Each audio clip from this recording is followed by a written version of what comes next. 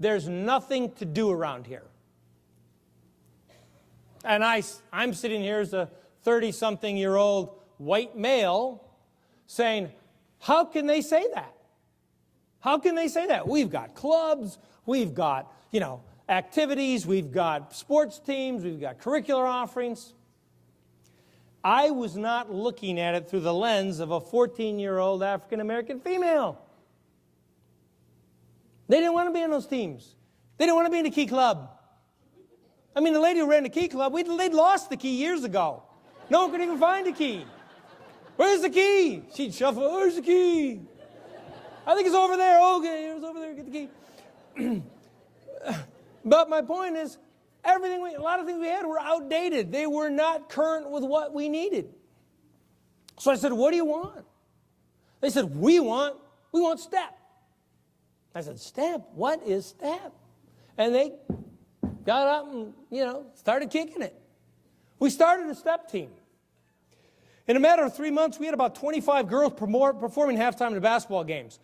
3 years later, we had 80 girls, 3 teams, and that team, the varsity team, would take 4 trips a year, travel around the country, Dallas, D.C., Chicago, performing at different venues. Now, I could now have different conversations with those girls. First of all, I said, how do you behave? You want to go on a trip?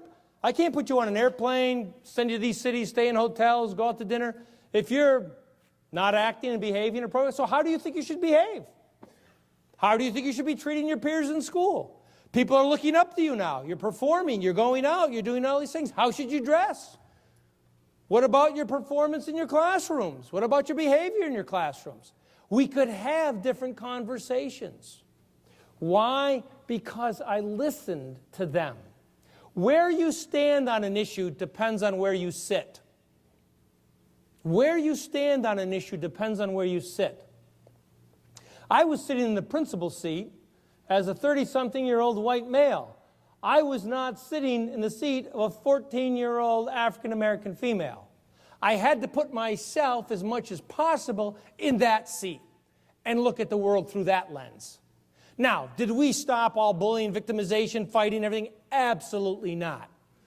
But we started to tap into another group of students, a subpopulation within our population that had some very specific needs. And they became a voice of leadership and a voice of reason for other kids.